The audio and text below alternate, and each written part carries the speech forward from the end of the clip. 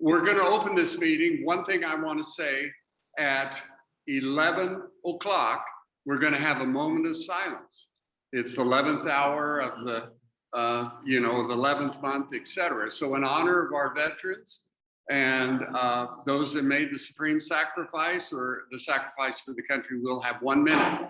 And somebody here on their, Big Ben in London will be ringing or whatever. Somebody here will remind me, and we'll stop and have a moment of silence. At this time, I want to introduce La Presidenta talking to us, welcoming us to this November 11th meeting of the Alamos History Society. Pam. Okay, thank you, Errol. This is our third meeting of the winter season. It is our second meeting doing it hybrid with Zoom and face-to-face, and it worked well last week, and I presume it'll work well this week, while Errol tells us of a strange set of events involving Mexico, Germany, and the United States during World War I. Is on World War I. And it involves 4 countries primarily that we're going to talk about today, and a little bit about Japan, but the United States, Mexico, Germany, and I guess the fourth would have to be Japan. We're not going to mention too much. And a little background on this, as I know all of you know from your history. Okay, I think I shared screen, so I think you've got the PowerPoint. Can you all see the PowerPoint? I know the people here can. Anyway, the 4 countries that were involved. Now, just as kind of a background here, the Central Powers in World War I were Germany, France, Bulgaria, and the Ottoman Empire, and Austria-Hungary. Well, these are the Allied power. These were the Central Powers. So the Central Powers were Germany, not France. Okay, let me try again. The Central Powers were Germany, the Ottoman Empire, Bulgaria, and Austria-Hungary. And those were the 4 countries that were of the Central Powers. The Allied powers, of course, changed and everything, as this went on. The US didn't enter the war until 1917, but the Allied powers, again, were Britain, France, the United States later, Italy, and also part of the Allied powers was Japan, because Japan declared war on Germany in 1914 at the beginning of the conflict. Now, during World War I, Mexico was neutral, and we all know why. The revolution was going on, and the last thing they cared about was a foreign war. And we had, in the South, we had Zapata with his rebel army out of Michoacan. In Chihuahua, out of the city of Parral, we had Pancho Villa and his rebel group. And in the north, we had Carranza in Coahuila, but we had Carranza also, although Carranza was in complete support of the president Madero. But we had these 3 groups that were fighting for control of Mexico. Now, a little thing, we're starting here with Mexico, and we'll work to the main topic. But Madero, Félix Madero, became president in 1911 after 6 terms in office by Porfirio Diaz. And after he resigned, then Madero became president. Now, Madero could not control the factions, so he appointed Victoriano Huerta as his strongman to negotiate and talk with the rebel groups and bring some order. Unfortunately, Carolyn, unfortunately, Huerta became very power hungry, and he deposed from office Madero, and then 4 days after he was Huerta became president, Madero was assassinated. So anyway, we've all studied this in different forms. So anyway, Huerta then set up a military dictatorship. And this, of course, it threatened anyway the stability, and the United States was quite concerned about its business interests in Mexico. So naturally, we were did not like the idea of a military dictatorship, and we put our support and the US support to Carranza. Now, Huerta then went into exile in, I think it was 1914. He went into exile, and the interesting thing is a German ship met him and his family, and undoubtedly millions of dollars from the treasury or millions, whatever, from Mexico, met him, took him to Kingston, Jamaica, where he was in exile. It was a German ship that did it. And of course, it was Great Britain that granted him exile. These are some little interesting things on the involvement of these countries and in World War I. Now, this was a picture, and I don't have the specific information, but that's General John Blackjack Pershing on the left. We'll talk about him more later. In the center, we have Pancho Villa. We at one time, the U.S. was interested in having Pancho Villa take control. To the right is our native here of Sonora, Alvaro Obregón, and that's before he lost his arm. Okay, move on. So anyway, during the dark days I have the revolution. Mexico was quite distrustful of the United States. Naturally, the Mexican-American War, which was between 1846, 1848, was only 50, 65 years ahead of this. And of course, during the war, Mexico lost half of its territory. So the Mexican government, the Mexican people, didn't want the United States interfering in the war. And the US tried not to, but it did get involved. Now, also the people of Mexico were angry. They blamed the immigrants for the problems they had. And I've talked about this on Asian immigration, but there were 300 Chinese men, women, children killed in Torreon, in Coahuila, back in 1911, in the opening days, anyway, of the revolution. So the anger in Chinese businesses, stores were burned, etc. That's another problem, but it shows the attitude, anyway, of the Mexican people. Now, German-Mexico relations go back to 1879, because under Diaz, he wanted to modernize and change Mexico. He wanted Mexico to be like the United States. And he looked at the United States, he and his circle of friends, he looked at the United States, and they had immigration from European countries. And he said, hey, that's the secret. We're going to get immigration from European countries, and they're going to come here, and we're going to build up our economy, and we're going to be a small United States. Now, so he reached out to Germany in 1879, and he wanted a lot of German immigration, and there was a racial aspect to it as well. We don't want to ignore that. There was a racial aspect because in the Diaz administration, they liked the idea of the assimilation of German Mexican combinations, which would naturally occur more than what was occurring was Chinese Mexican assimilation. They liked the idea of the Europeans. Well, anyway, the problem was that there was not that much immigration because Mexico did not have an infrastructure. I've heard about that recently, the infrastructure. Mexico did not have the means for transportation, for business. There were no trains in Mexico until the early 1880s, Sonora 1881. So Mexico did not have the means to attract the people that they wanted. Also, Germany and Mexico during the war could not communicate because the British cut the lines.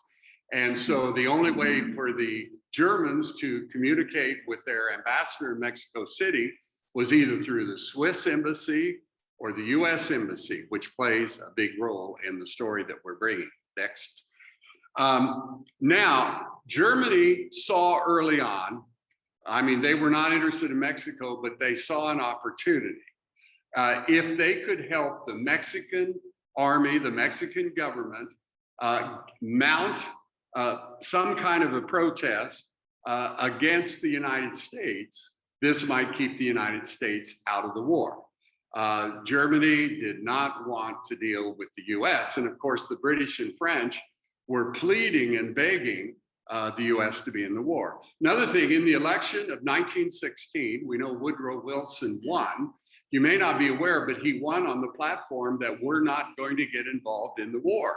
It was an isolationist platform. So and the American people were behind that. We don't want to get on, to get involved in that war in Europe. It doesn't concern us. So, but the Germans saw that if they could get the Mexicans to create problems on the border, that would cement the fact that the United States would not get involved. Now, the Americans also in Veracruz, the American government sent soldiers to capture the port and ended up capturing and occupying the city of Veracruz over a German ship carrying arms. Now, it had nothing to do with the Mexican government, but the US government felt these arms could be used against the United States, et cetera. Yes? What is the Tampico affair that you referred to? Okay.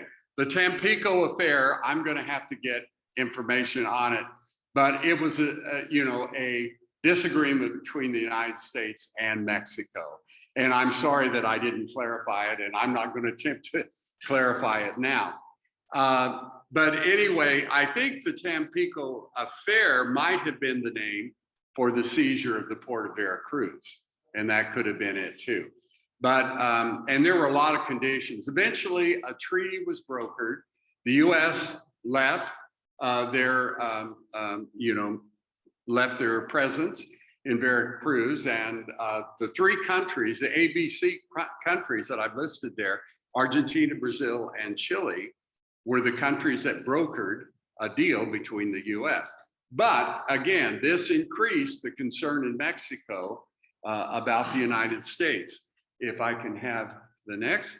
And then in 1914, when Huerta was still president, the German government gave him $12 million. And the idea was that he would have incursions along the border. They never occurred. And the $12 million, as we know, could have ended up in Huerta's own pocket, and he could have taken that money to Jamaica, to Kingston, when he went into exile, but it was never used. Now, in 1916, we all know the story of Pancho Villa with 400 horsemen that raided the city of Columbus, New Mexico. And that was not, I mean, it was, there were a couple Americans killed or injured. It was not much consequence, but there were 67 of Pancho Villa's troops that were either injured or killed in that raid. So it was kind of a costly raid. Well, that upset the US government, and that's when General Pershing and 4,000 US troops went into Mexico in search for Pancho Villa. And the idea was that they would take Pancho Villa back to the US and try him, seek justice against him. They never found Pancho Villa. They could have found him, but it would have caused a huge problem with the Carranza government to have American troops in Mexico in search of a bandit. And so Pershing and his troops left Mexico and returned to the United States. The Mexicans considered that a victory because he left. But even though they could have, if they had wanted to use their force, they decided anyway not to. Okay, now that leads us to, we got a little bit more. That leads us to the Zimmerman Telegraph. Now, Zimmerman, Jim and I were talking before, he could be my family. No one will ever know because I probably won't do the research I would need. But Arthurzimmerman sent this telegram. Now, as you can see, it's a list of numbers. It was a coded telegram. And what's so interesting about this, and this isn't quite all of the telegram there, but that's the upper part.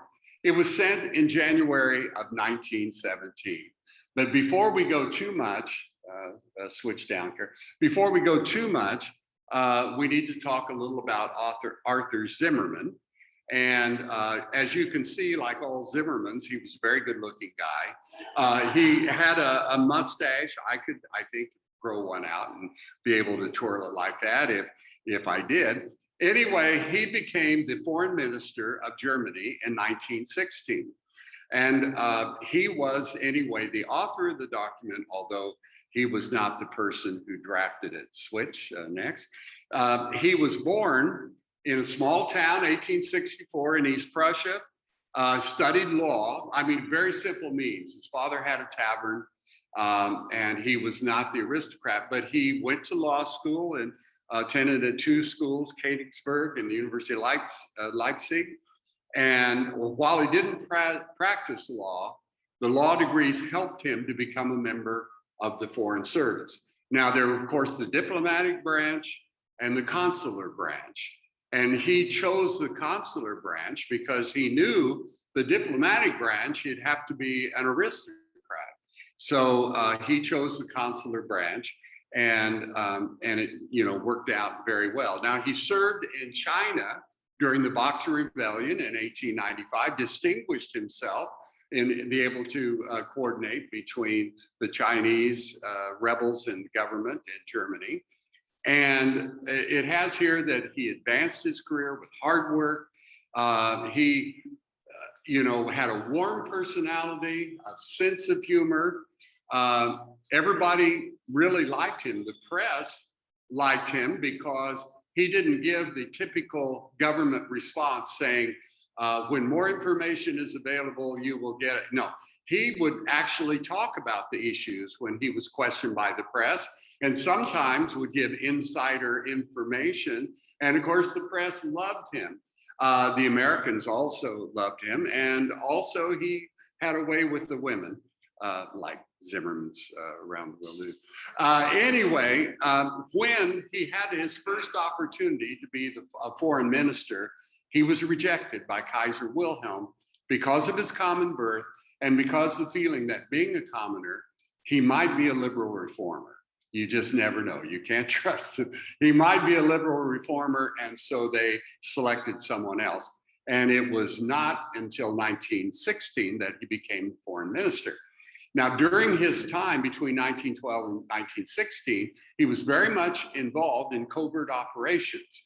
He encouraged the Muslims to rebel against the Ottoman Empire. He encouraged those in the colonies of Britain and France to rebel against the governments, to create problems that Britain and France would have to then solve, and it would decrease their effectiveness to fight Germany. He also, another thing is, Russia became on the side of the Allied forces or Allied powers, and he encouraged minority groups in Russia to rebel, at least, anything he could do. He also reached out to the world Jewish community, and which is interesting knowing the history of Germany, but he reached out to them hoping that in Russia and other countries where the Jewish was a discriminated minority, that they would rise up and create problems. Now, in 1916, when he finally was appointed, everybody was happy. And I put in there, again, putting the Central Powers and the allies of World War I. Okay, we can move to the next. Now, we're there. What was the telegram and why was it sent? Well, here we have a copy of the coded message and then the translation, and actually a little more of the translation. Next slide. It became controversial because the British were spying on the Americans of World War I. They took all of the official documents that went by telegram from the US embassy, and they reviewed them, coded messages, etc. The British also cracked the code. This apparently was a very simple code to crack, but the British cracked the code. They knew what the message said, and it was of great importance to the British to get this to the Americans, and in Washington, D.C., to President Woodrow Wilson, we got to get this information to him, but to do so, Washington would then know that Britain was eavesdropping on their official communiques, and they didn't want that to happen. It was many years after the war before the Americans learned that the British had been spying on them all during the war. Well, what to do? Now, the Germans had to send this cable, they couldn't go directly to Mexico City because the lines were cut. In this case, they went through a neutral country, the United States, sent the cable. It went first to Washington, D.C. From Washington, D.C., it then went to the German ambassador in Mexico City. And the German ambassador was given the task of contacting the government, the Carranza government, with the information here. Now, I think you can read it easily thanks to the great facilities here in the auditorium. And it says, we intend to begin on the 1st of February, unrestricted submarine warfare. Now, you can recall in World War I from your studies that the German submarines were shooting and sinking commercial ships, and in some cases passenger ships, and more than 100 Americans were killed in what was it, Louis, one of the ships you studied.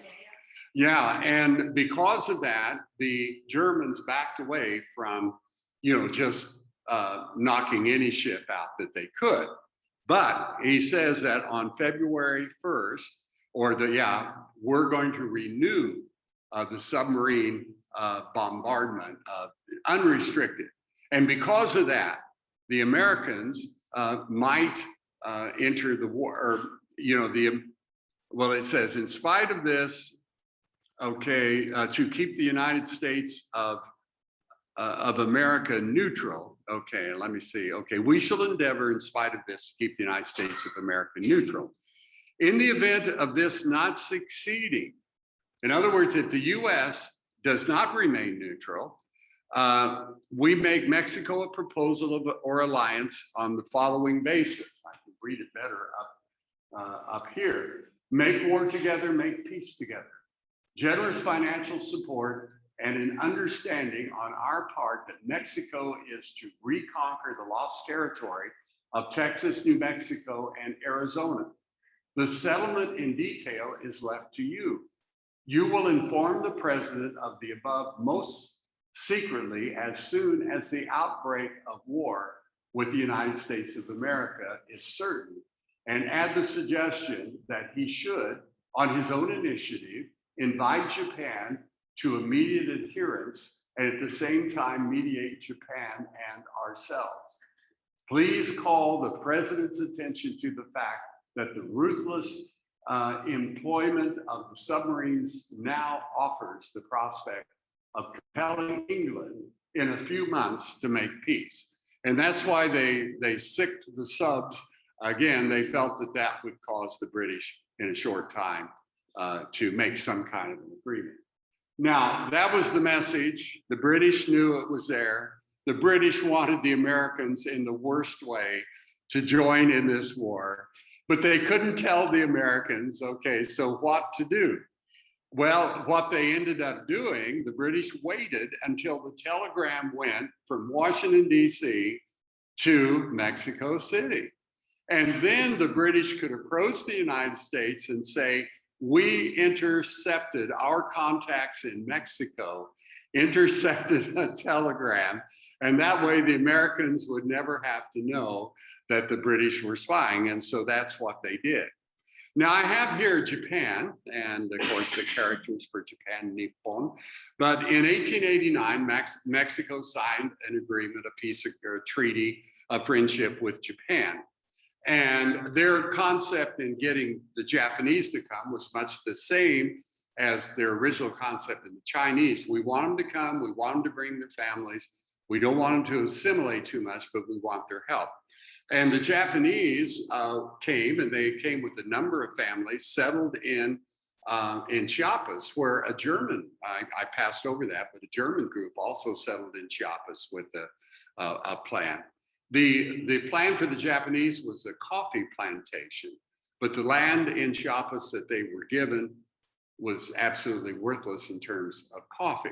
So after a couple of years, the experiment failed, and the Japanese eventually went into fishing and agriculture. And by 1908, there were 10,000 Japanese immigrants in Mexico. Most were in Baja. Now, we're not going to get in, it was World War II that things get interesting between the Japanese and the Mexicans, and we're not going to really touch on there now. Now, in 1914, Japan declared war on Germany. Well, they had no intention of sending troops from Tokyo, to Germany. Their intention was the Germans had territory in the Far East and we want it. If you know the history there of Japan, in the end of the 19th century, Japan was expanding. It was able to get Korea and control Korea until the end of World War II. It was able to negotiate Taiwan.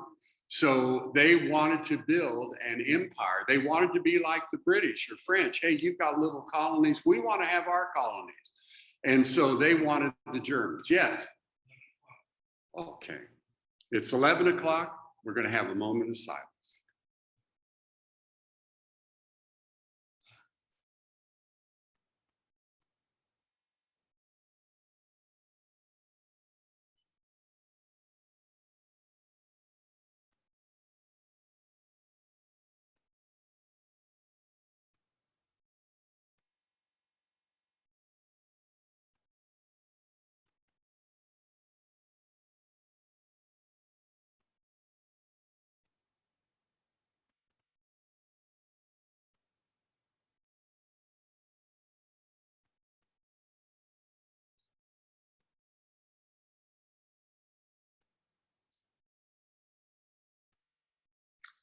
Thank you very much.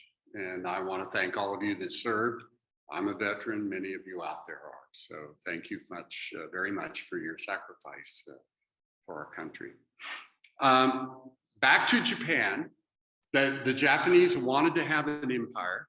And so they immediately seized control of several different German properties in the Far East, and especially the port of Tsingtao in China, which was a commercial thing. Now, they did this without any loss of life, they just took them over. And they told the German government, we've taken over the property, because they had declared war on Germany. Now, Germany itself didn't really mind. I was surprised that the British minded so much when the Argentinians took over the Falklands. But anyway, the Germans didn't mind so much. They didn't have that much interest in these, but they wanted Japan to become a neutral country so that Japan could work with Mexico to fight, to make these disturbances in the United States. And so anyway, the government of Germany, the foreign ministry, asked Japan if they would become neutral. It said, if you'll become a neutral country, we'll give you our Far East, colonies. This is not very much. Well, Japan looked at that and said, we've got them. Why do we need to become neutral? They're ours, we got them. Why offer something we already have? And so the Japanese never did anyway become neutral. Now, the German official who drafted the Zimmerman Telegram was not Arthurzimmerman, but Arthur von Chemnitz. And in his original draft, he made it very clear Japan would get California and Mexico would get Arizona, New Mexico, and Texas. But California would go to Japan. And I think probably because there were so many Japanese in Baja, that it would make sense for that. Now, that was left out of the final telegram, but that was the intention. And you read in the final telegram, please contact Japan. Now, it had that Chemnitz anyway drafted it. His plan was for Japan and Mexico to attack the US along the border and become the #1 problem. Boom, boom, boom. Okay, that I've already said that. Okay, next slide.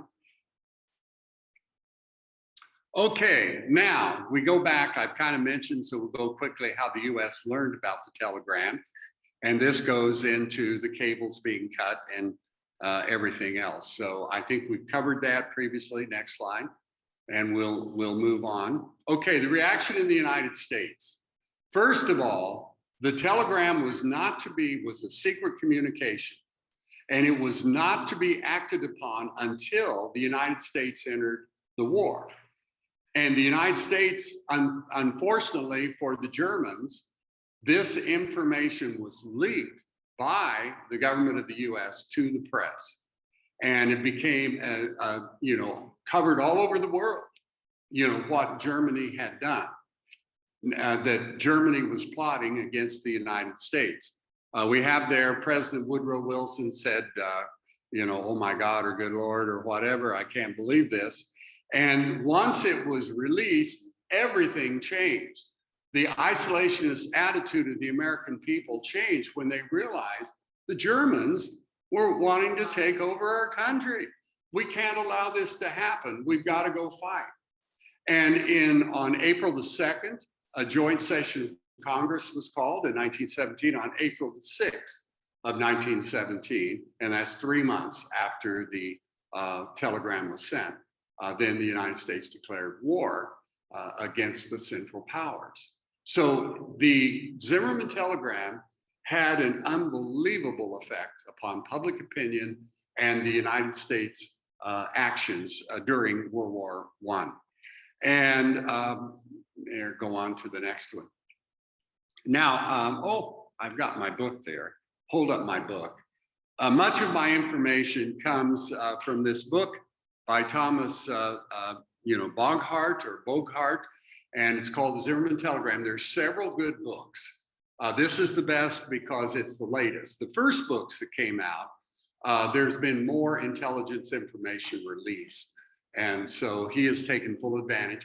Also, if you're interested in this to learn more, if you go to YouTube and you put in there the Zimmerman Telegram, you can hear Bogart give a presentation on this, which is very, very good. And I mean, if you want more information on it. And on the front of his book, he's got the cartoon, shows the Germans saying, all you got to do is beat the stuffing out of that old guy, and there's a pie, and this pie is yours, and the pie is yours. And of course, the pie is the 3 states. We got 4 cartoons. Carolyn, can you move on to the next? The next cartoon that appeared was kind of similar, but it showed the Germans cutting the pie, and we got the 3 states, that would go back to Mexico. Under California, it said for Japan, ? Because many people weren't for certain that was going to happen. And then for myself, the Germans would wanted the rest of the United States. Now that was not part of the communication or anything, but we have it. Next cartoon.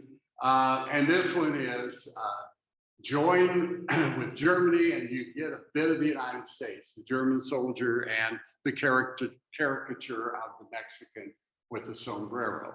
And then next, we've got the German now as the devil and the tempting power. And so he's got the devil horns and the German helmet, and he's saying, and it's entitled The Temptation, and the temptation are the 3 states that Mexico is going to get. Okay, next slide. Now, let's look at Mexico on how this shook down here in Mexico. First of all, the Mexican government did not dismiss this, okay? We need to know that. They got a think tank and they seriously looked at what was offered and just to see what the feasibility would be. And I think any country in that position, you get an offer, well, is this valid or would it work? They turned it over to a group of generals to report back to President Carranza, and they made several decisions.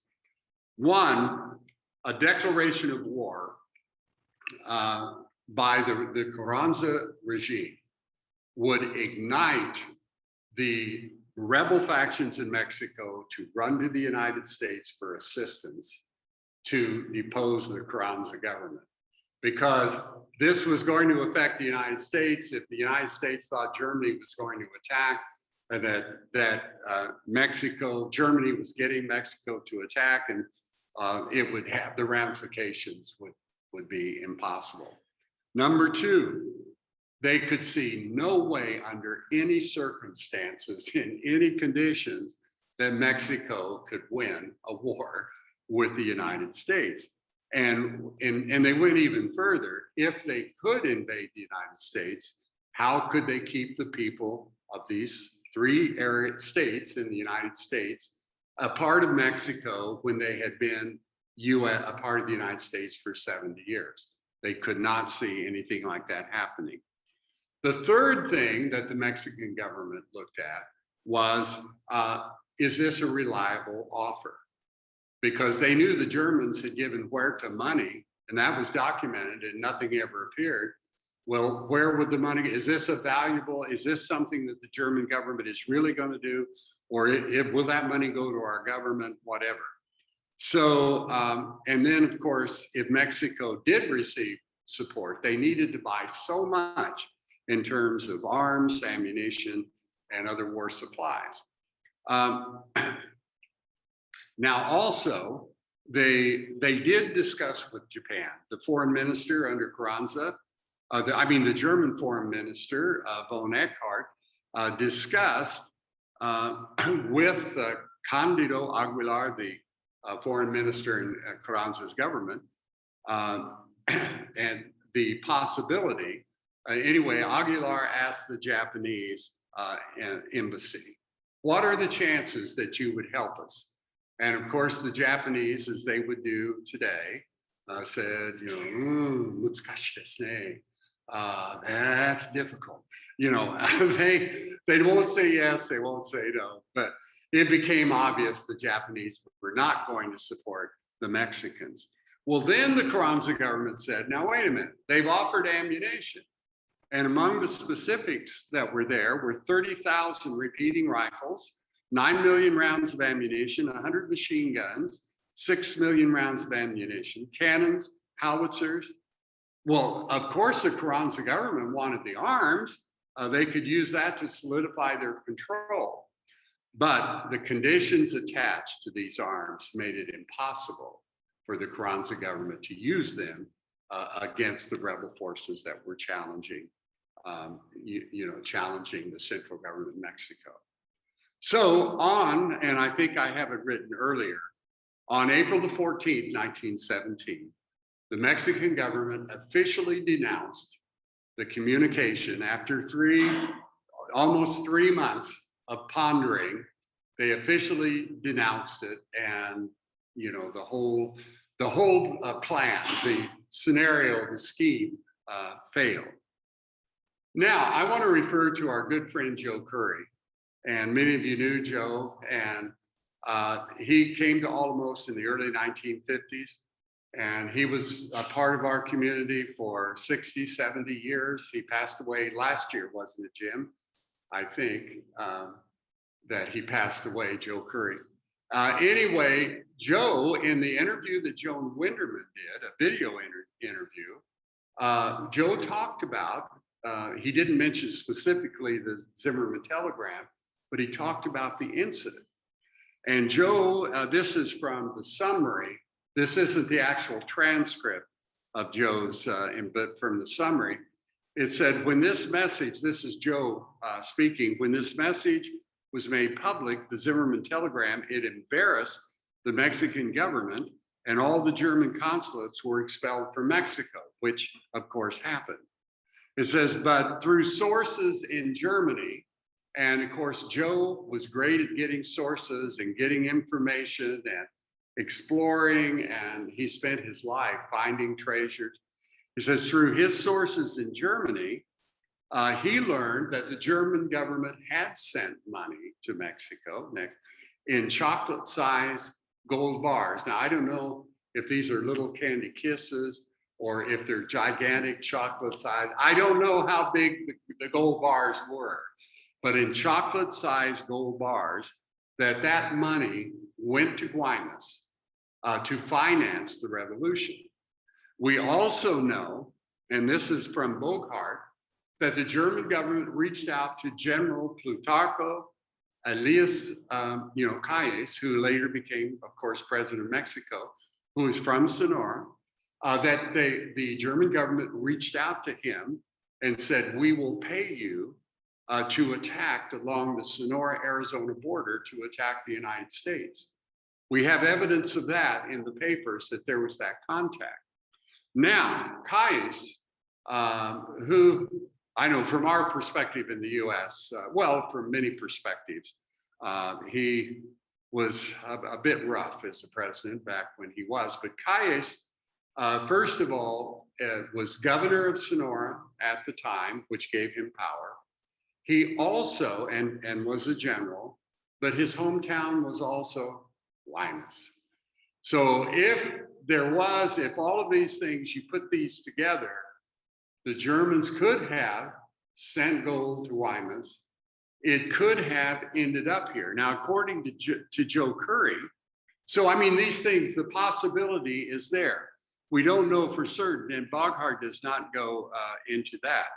But we do know gold is a good way to persuade a general to come to action. Now, what Joe Curry said was that the ship left hurriedly after the furor of the Zimmerman Telegraph and was sunk off the Baja coast, and that some of the gold was taken, but the rest of the gold was still there.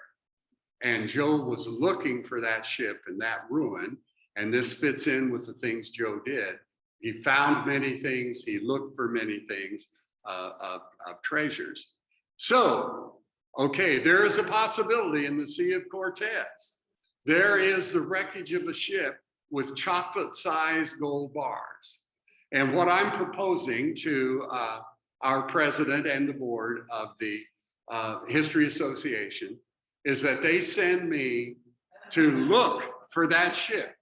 Now, if I find it, I of course keep half of it, but the rest of the money will go to the History Association to establish a center for research, and of course we'll pay our president a very handsome salary, and all will be well.